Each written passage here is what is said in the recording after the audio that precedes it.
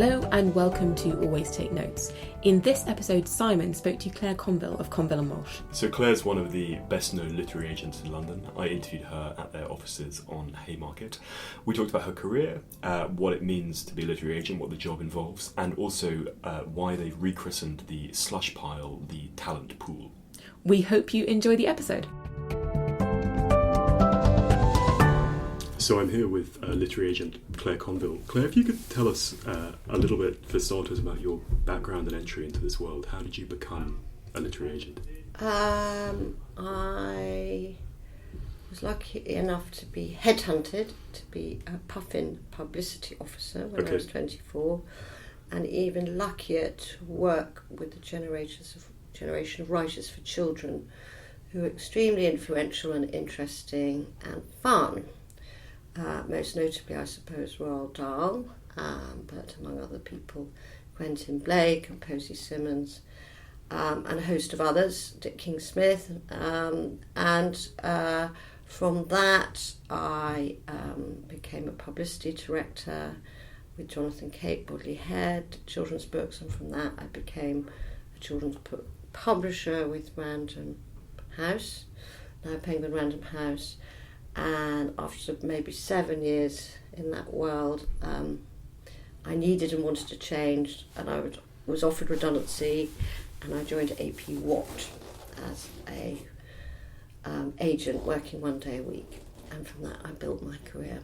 Okay, and had children's books been a long-term interest of yours before you started working in that world? Well, I was much younger than I am now, so it didn't really. I grew up passionately reading everything I could lay my hands on, and books for children were always part of that. Okay. And I suppose my interest didn't really go away as an adult, and I still read children's books and I represent writers for children. But it didn't, age 24, that world didn't seem very far away at the time. Right. Where had you been before you were headhunted? I'd worked as a teacher and as an antiquarian book cataloguer and as a publicist in the theatre. And then how did that route from this 1 day a week to your current position here, how did that progress develop?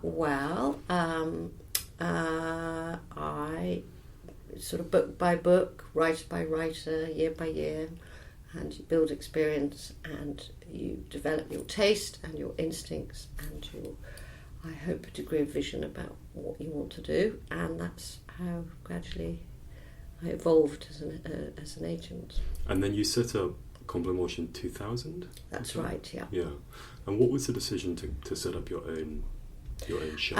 I think the decision was based on the fact that it was based on lots of life changes in my private life and the belief that probably I would never achieve what I wanted to achieve in a conventional agency. Okay. Is that quite normal for one generation of agents to sort of set out on their own and set up their own? It's quite rare, I think. Okay. It's quite rare. And how does the current setup here work? We've just come through several buzzing rooms full of agents. So what is this is all Curtis Brown here? Or so how it works is this. There are a number of companies here. There's Curtis Brown Books, there's Curtis Brown Creative, there's Cuba, there's Alex Fane Productions, there's what we now call C&W, and we are in a kind of cosmology. Okay. So we're separate companies, but we interrelate and we report to one overall board. Okay. So the idea is that we run independently, we make our own decisions, we have our own ideas and challenges and vision for what we want to do, but through OT and the Curtis Brown Group we have access to a wonderful film and TV department, we have access to a brilliant contracts department, we have access to an audio department, we have access to live events. So in a complicated and challenging publishing landscape, we can offer our authors the very best across all sorts of different. And your area of that is still called Conville and Walsh, or C&W. C&W. Yeah, okay. Patrick Walsh has left. So it's called C&W. There were 15 of us. Yeah. We're probably quite a bit more left field. We focus on a lot of first-time writers. Indeed, I'm sending out a very exciting first novel tomorrow, which I found on what used to be called the slush pile, but we now call the talent pool. And that is our mission, is to find original voices with a very strong personal DNA whose careers we can support and evolve over a number of years. Yeah, and I was going to move that leads very naturally to my next question, which was about the kind of, the business of agenting, of what it involves, both for someone like yourself who's right at the top of the organisation and for some of the people who are working for you. What do their days look like? What are their... Okay, no one works for me. Okay. Everybody works with me and I work with them. So it depends. I mean, foreign rights have a very different approach and role, say, than what we call the primary agents. Sure. But the team is very important. We're very, very mutually supportive. And our aim is to find these new writers, to help them perhaps editorially in the first instance, sell their books first into the UK and then internationally, possibly onto film and TV, and if necessary, lead them in other directions as well. So maybe to teach on a creative writing course, or to indeed script write. A lot of writers I've taken on are now developing careers alongside writing novels or non-fiction. They're now working on scripts. So Misha Glennie, who I represent, who is the author of Mafia, which has recently been made into a big, huge TV series, is actually working on another TV series. It's his own idea. Okay. It's fiction. I mean, it's fiction based, although it draws on a lot of his experience and research. So that this is kind of the opportunity we hope to be able to offer our authors, and for the people with whom I work. We're all devoted to supporting our authors in any which way. So it might be as an agent, it might be from the finance department, it might be from the rights department. But our aim is to put the author at the heart of everything we do. And so of that team of 15, how many agents are there within There CNW? are 5 full-time primary agents. Okay. There are 2 who have other responsibilities but also look for first-time authors. There are 4 people in our foreign rights department who are dedicated to selling these books internationally, and then there was a sort of a support team of assistants and people who work in the finance team. And the roster of authors, how many writers do you represent between you? Well, it's a slightly movable feast, and of course these things are cyclical. So, if an author's immersed, I represent a historian called Ben Wilson who's immersed in writing a book called Metropolis. And there was a flurry of sales last year. I mean, I think we sold him Jonathan Cape, and then he went on to sell in 20 to 25 countries. But he's now immersed in writing the book. So as much as I love chatting to him and his companionship, he's in the country doing that, where there are other writers who are delivering books or having books published, where you're suddenly much more focused on them and what they need and how we support them.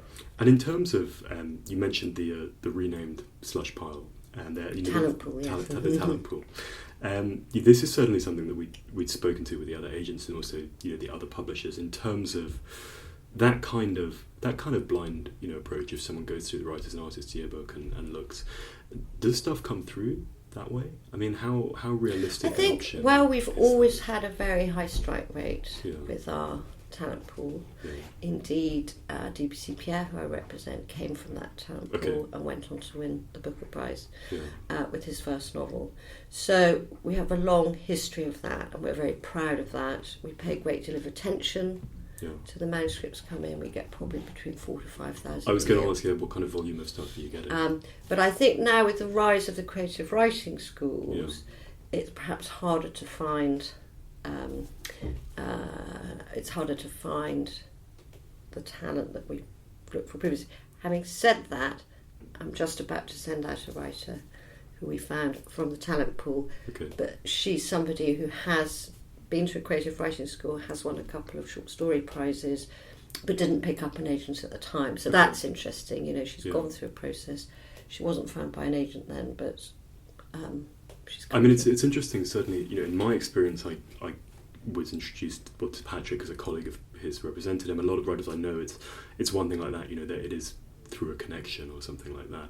How what sort of fraction of the writers you're taking on do you think come recommended by an individual, and what comes? I think it really varies from agent to agent. Yeah. I mean, we all get sent a lot of stuff. Yeah. We all aim to read a lot of stuff.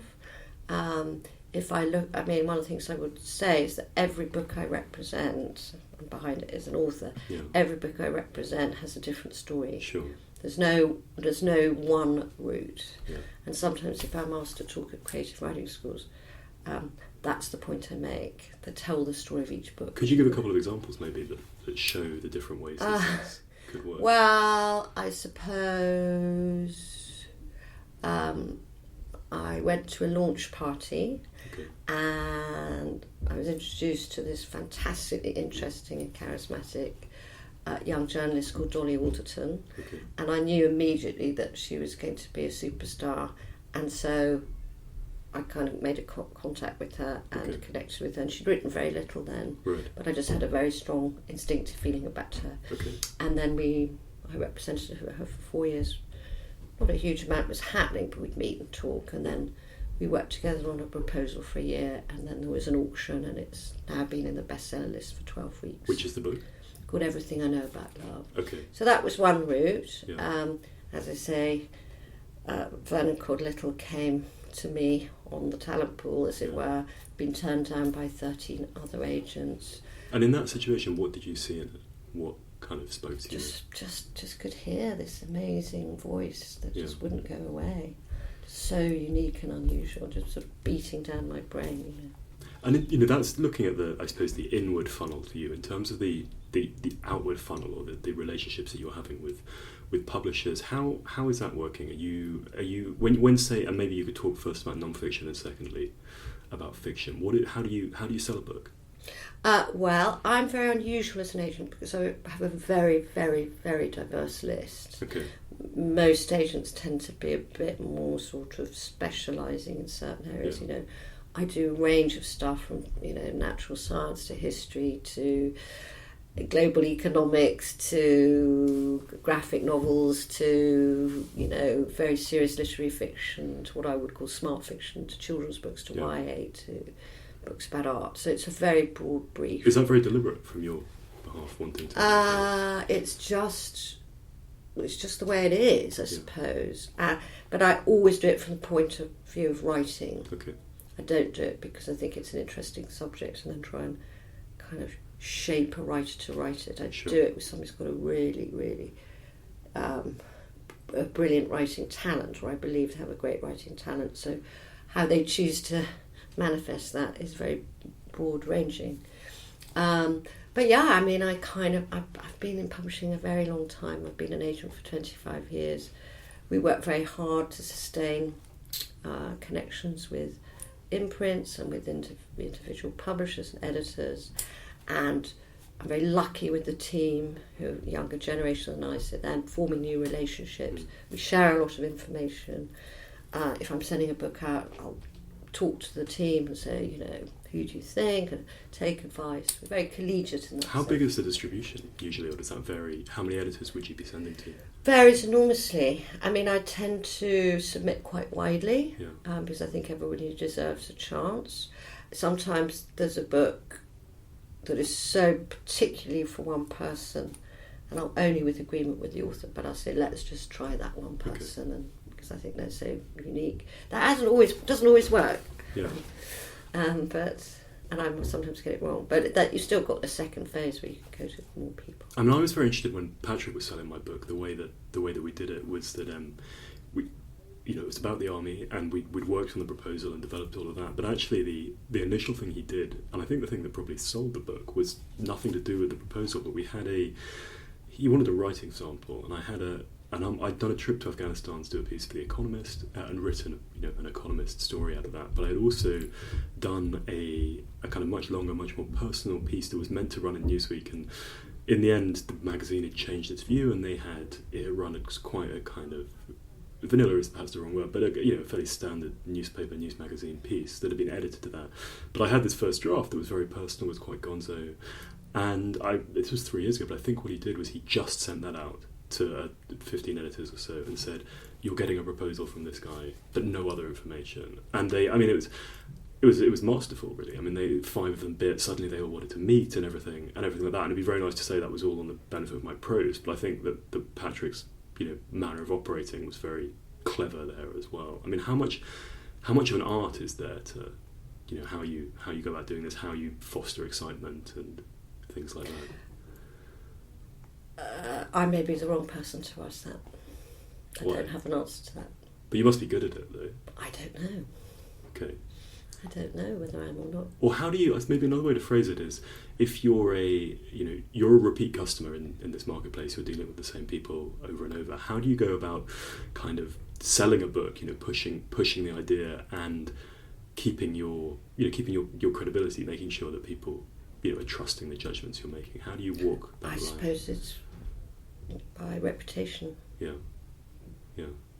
And do you? Is it true that you're dealing with people you've dealt with over and over again? It's the same. Sometimes they're new people. Yeah. Yeah. Is it exciting? Do you find that element? Yeah. Yeah. I do. Yeah. And how do you go about as well, kind of guiding an author through that? I mean, I remember, again, my experience with Patrick. This was hugely exciting to be in a book auction, but I didn't know at all how it worked. And I remember the preempt, and I had to have a preempt explained to me, and I went off and did a meditation retreat in the middle because my sort of head was going to pieces. But how do you, both, I suppose both in that context, but more broadly in the gestation of a book, how do you manage authors? Their feelings and aspirations, their excitement, frustration. Well, that's the $1 million question, isn't it? I suppose you'd have to ask my authors. Okay. What would you advise authors, both kind of aspirant and perhaps people who are slightly more established? What are the things that agents always wish that they did or didn't do, perhaps? Every author is so different to me, and I have such a different relationship with each one that I can't really answer that question. Okay. There's no right or wrong. Right. Okay. And in terms of some of the mechanics, when you're selling a novel, do you tend to submit a complete manuscript? Yeah. I do, I do. I think it's hard to sell on a partial. Okay. Unless that author is well established. I think it's hard, unless it's so brilliant that it's just impossible to sort of deny it. Sure. But I think in a difficult market, it's quite, you might be doing an author a disservice. And how much, say with one of these first-time writers who are coming through, how much editorial work will have gone on? It can vary enormously. With the manuscript? I think my record is 14 drafts of a book. Pre-submission? Yeah. Did it sell? Yeah. Yeah. And again, with that, how do you frame that, to the writer and so forth? It was just, in fact, I've done that twice. Probably, it's just to make the book better, really. Yeah. But the payoff was they both were paid considerable sums of money, so they could see the outcome. I mean, they had to trust me, but... Have you ever done that many drafts and not sold? No. But I have obviously not. I mean, there have been things I've sent. Every agent has sent things out and been disappointed when it hasn't sold. Sure. No, there's nothing. I'm sure, every single agent, however brilliant they are in this company, has sent something out which hasn't sold. Yeah. It's been immensely disappointing. And how often, again, with fiction, is there then a further round of editing that would go on once? Very difficult. It's very difficult in this market once a book's gone out. If it's been agented thoroughly, it's very rare that you can go back, re-edit it, and send it out again. No, I meant within the publishing company. How much would? Does the book that you sell to publishers, is that generally fairly similar to what is then published? Yes, I think nowadays, yes. I mean, I think you might get a 20%, 10 to 20% sort of change once you get to the edit. Yeah. But I've rarely seen a bigger edit. I've rarely seen a manuscript be sort of deconstructed and sort of rebuilt. Yeah. And increasingly less so now. Is there a difference between debut and second novels with that, do you think? Well, the second novel, usually an agent has worked very hard on the first novel. A second novel has to, the centre of gravity has to shift to the editor in the publishing house in terms of editorial. I mean, I obviously still read every manuscript that's second novel that comes to me, I make my suggestions, and I may work very closely with the editor, you know, and have that conversation with them. But I rarely would deal directly with the author, unless there was a major problem which needed to be fixed before we submitted to an editor. And how does the picture compare with non-fiction in that? Are you always selling off proposal generally, or generally? Yeah. Generally. And there's obviously a lot of ways to skin the proposal cat. Do you have a favoured way of doing that in terms of 3 chapters and a synopsis, or different ways of again, I think you know, you must be very led by what material you have. I mean, sometimes you need, you know, a 40,000 word proposal and 3 chapters, and sometimes you need 10 pages. Yeah. It's very different, it depends. And, you know, I'm just trying to think with Dolly, it was quite a detailed proposal, but it wasn't that long, maybe 20 pages, and I had an 8-way auction on it. Okay.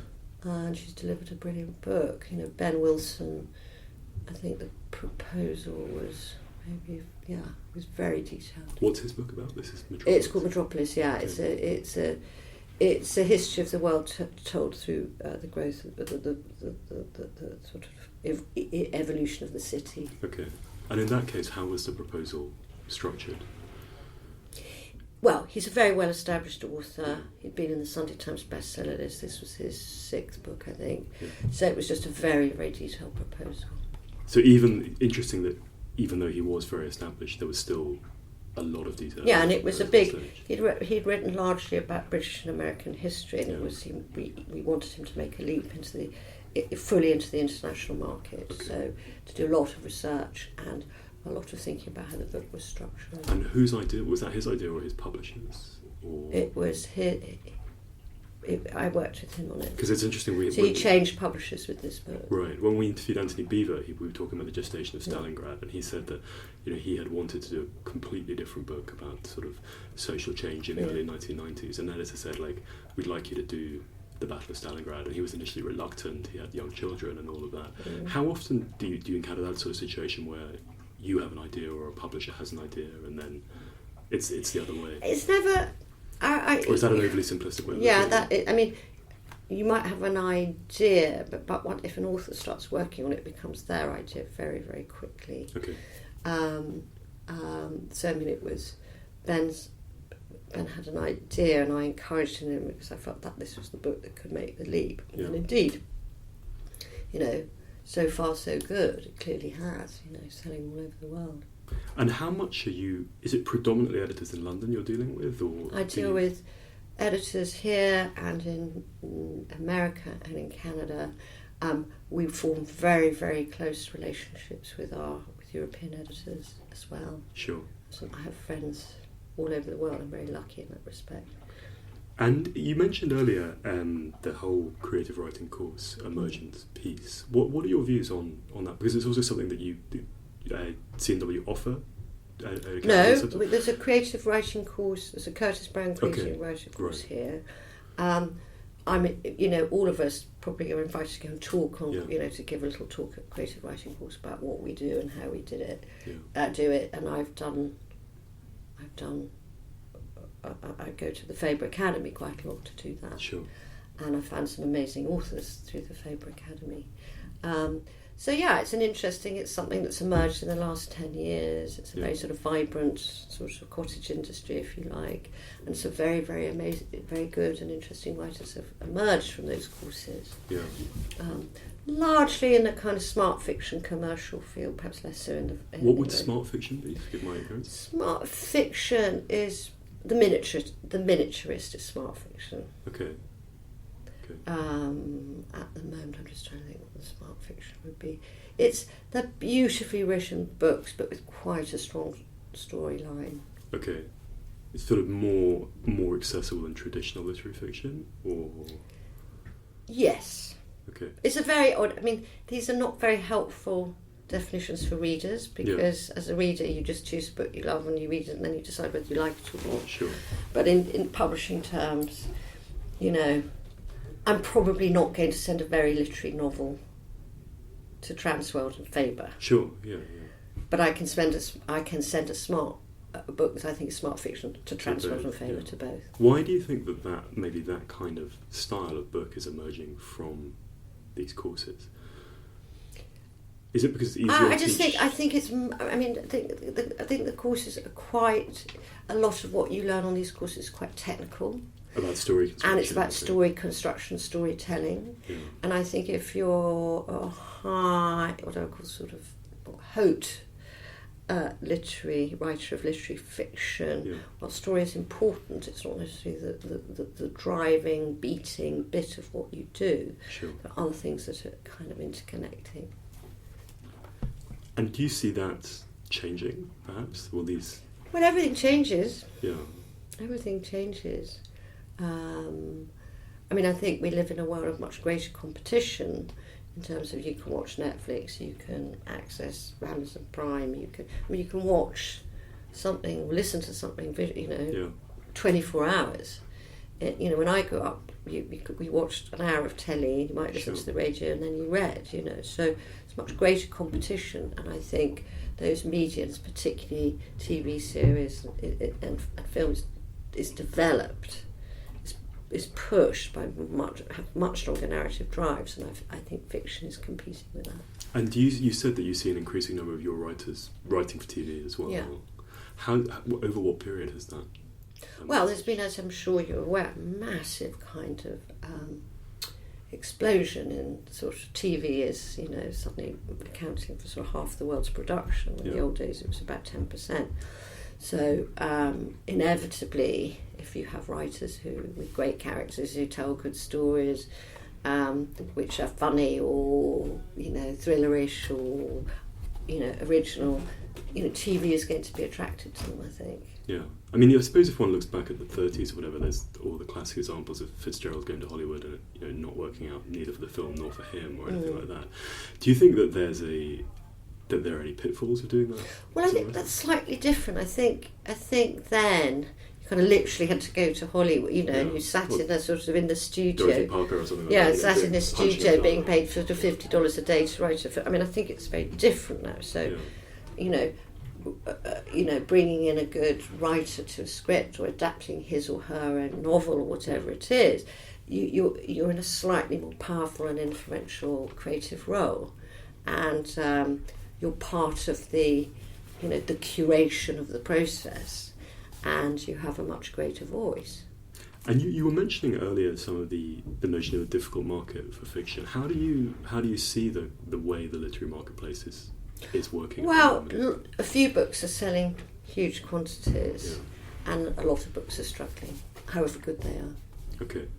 Do you think, does that cross between fiction and non-fiction? Yeah, I would say so. Sure. And in terms of what that means for advances and things like that? Yeah, advances for first-time writers, both for fiction and non-fiction, have dropped considerably. There's no doubt about that. Yeah. That's why more and more people are seeking an international market. Sure. And why perhaps there might be too much emphasis on shaping material to make it a bit more mainstream. Okay. And you mentioned again first-time novelists. How many of them go on to have successful careers? Not just of people you represent, but of people entering that market. Well, some people don't make it. Yeah. I think the second novel can be very challenging. I think by the third or fourth novel, if you're not breaking into the market or you're not finding a readership, then it gets really tough. Yeah. It gets really tough for you. It gets really tough for a publisher because you kind of got to reinvent the wheel. And there's so many new writers sort of ploughing in that it does get extremely tough. And the level of success is determined by earning out in advance or by meeting sales? All sorts of different criteria. Yeah. I would hope that I would always. I have, one particular writer who had a huge success with her first novel, struggled with the next four. One was published with a tiny imprint called Charles Boyle because we couldn't find a mainstream publisher, but this last novel, I think 8 people bid on it. Okay. And I'm a great believer in sticking it out with people, yeah. Particularly if I think they're very, very talented. But, sometimes the market there are great writers, and sometimes the market connects with them and interweaves with them, and sometimes it doesn't. Where do you see the position of independence? It's interesting, we've interviewed Hannah Westland from Serpent's Tail, and also an editor from Head of Zeus. We've got Louisa Joyner from Faber coming on in a few weeks. Where do you see them fitting in an increasingly corporatised and homogenised publishing marketplace? Well, or is that an unfair way to characterise it? I think that's an unfair way to characterise it. I mean, I think, if you work at Chatter or Jonathan Kay, are you homogenised and corporate? It might be a little bit corporate, but we're still focusing on finding really original, unusual books. Sure. Faber is committed to finding original and literary and unusual books, but Louisa, funnily enough, I know very well, has been slightly brought in to bring a slightly more maybe diverse, slightly more commercial listing into the company. So is she mirroring a corporate world, or is the corporate world, mirroring her? I mean, I think you could. There are all sorts of. It's a bit of a hall of mirrors. And there also seems to be an element, talking to some of them, that they, the independents regarding themselves in some ways like a farm system. That what they hope to do is say bring someone like the lady who wrote the Essex Serpent, for example, who comes through their system, and then it's sometimes tragic to see them go to a big publisher for a bigger advance, but that kind of builds them. I mean, do you see it as a sort of symbiotic thing? So I would never move a writer like that who'd been created and built through an independent company to a larger company just for the sake of money. What if they asked to be moved? If they asked to move, that's a different thing. Yeah. But I think sometimes there's a certain level where a big company can just say, we can do this, and this, and an independent can't. And sometimes an author of that stature, I'm not talking about Sarah Perry, because I'm looking forward to her new book, and I know that's being published by Serpent's Tail, but they might just go, I feel more comfortable in a bigger environment. Is there ever a risk, without naming any individual writers, but when an author gets very established, that then they can in some ways become more resistant to being edited or to the input of others on their manuscripts? Quite often happens, yeah. And how do you manage that? Do you sometimes find yourself in the middle of quite a difficult situation in that case? I think it's a fine balance. My own experience of editing with an author is I will make many suggestions, and if there's a point when an author says to me, I really don't want to change it, then I respect that. I have seen situations where an author has said, I really don't want to change it, and I've gone, are you really sure? Because it's quite an issue. They go, yes, and then the book hasn't sold, Interesting. Hasn't sold to publishers or hasn't sold? Both. Yeah. I mean, I find it very interesting coming from a journalistic background where one is very used to being edited and having often very limited say in that process, to seeing how the process is different with book editors and so forth. I mean, is there sometimes? I think everyone has a different working practice. Yeah.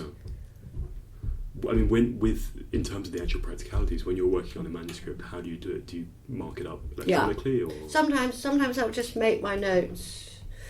Sometimes it's interesting. This novel I'm about to send out. I mean, it didn't really need a line edit. There was some strengths and weaknesses. And I just had, and the author was kind of very smart and really thoughtful. So it was just really an editorial conversation. Okay. I mean, certainly, my feeling is that it has to be a conversation, right? If you can't do it on your own, and you can't impose anything. And I suppose moving from that to self-publishing, what are your views on that? I think that's fine. I think it's very hard to make it work. Yeah. I mean, you can be, Americans have a phrase for it, they call them authorpreneurs. Okay. The people who self-publish are often the people who literally devote their whole life to writing and selling their own books, and they create, huge social media platforms, and they kind of do events and promotions. I mean, they're just geniuses at sort of self-promotion, and you can make a lot of money out of it. Yeah.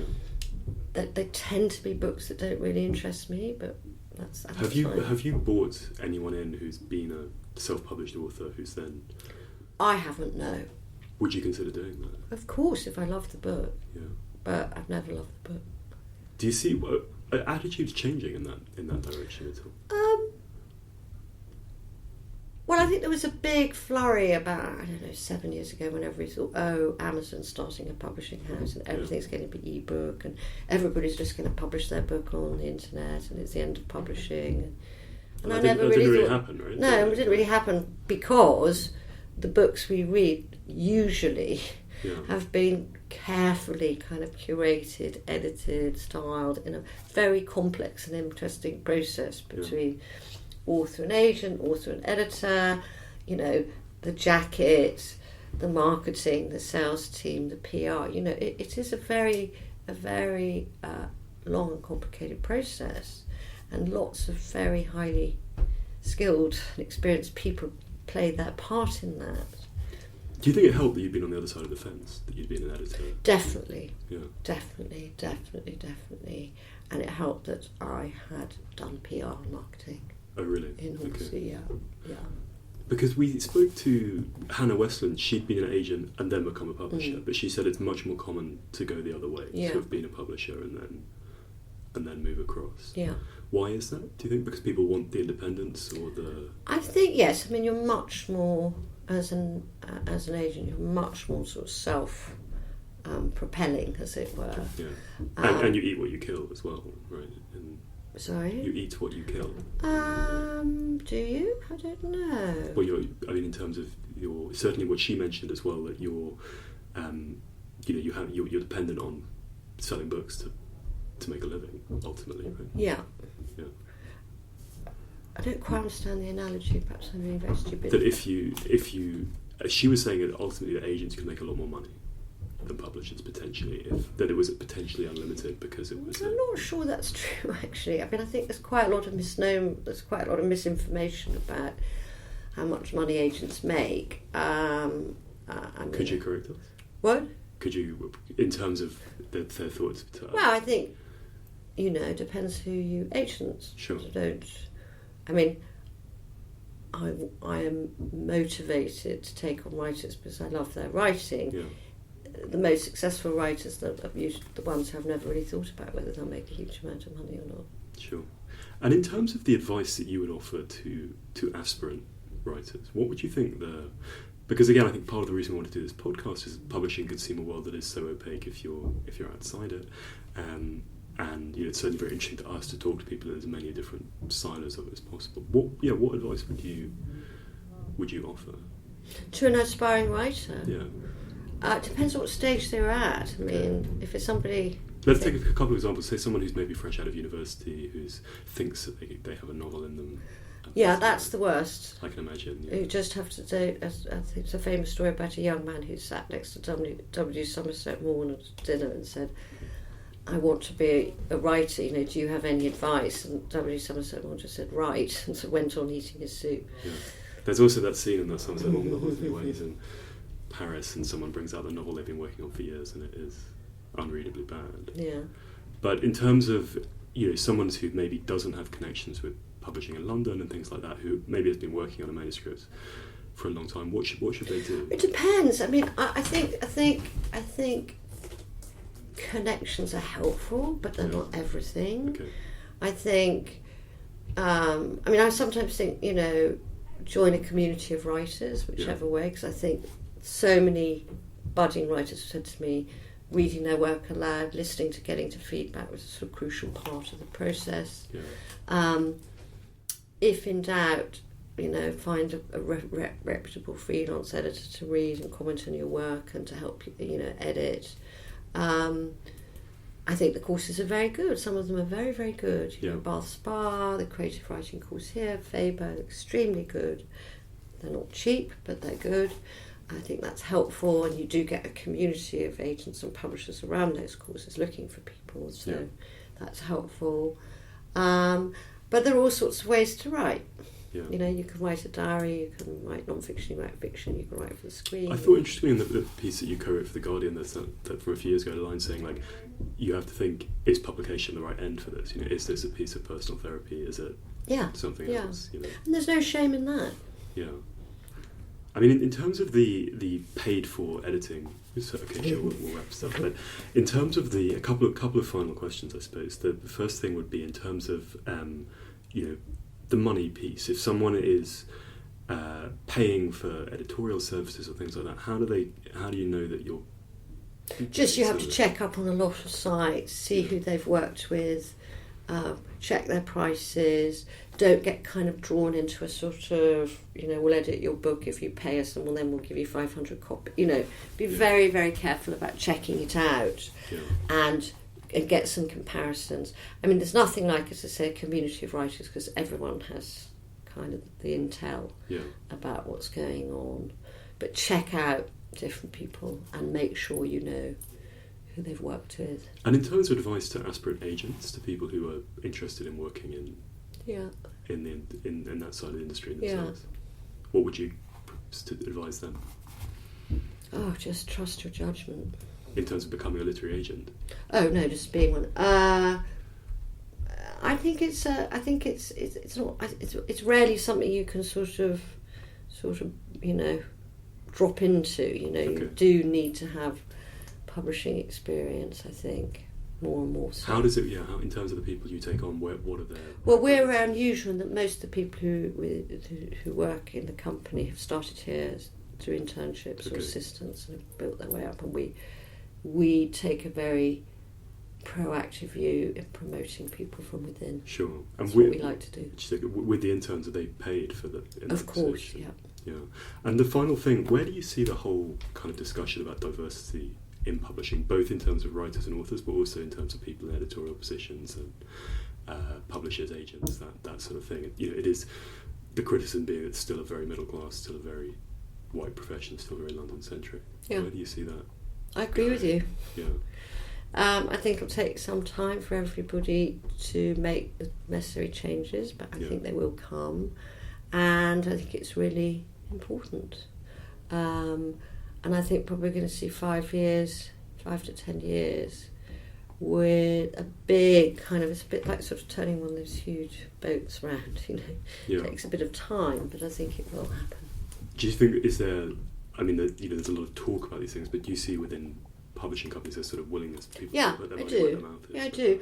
I also would point out that actually when we receive a manuscript, if somebody sends it in and says, by M.J. Smith, we don't know whether that's a man or a woman, we don't know about the colour of the skin, or whether they're physically challenged, or we don't know.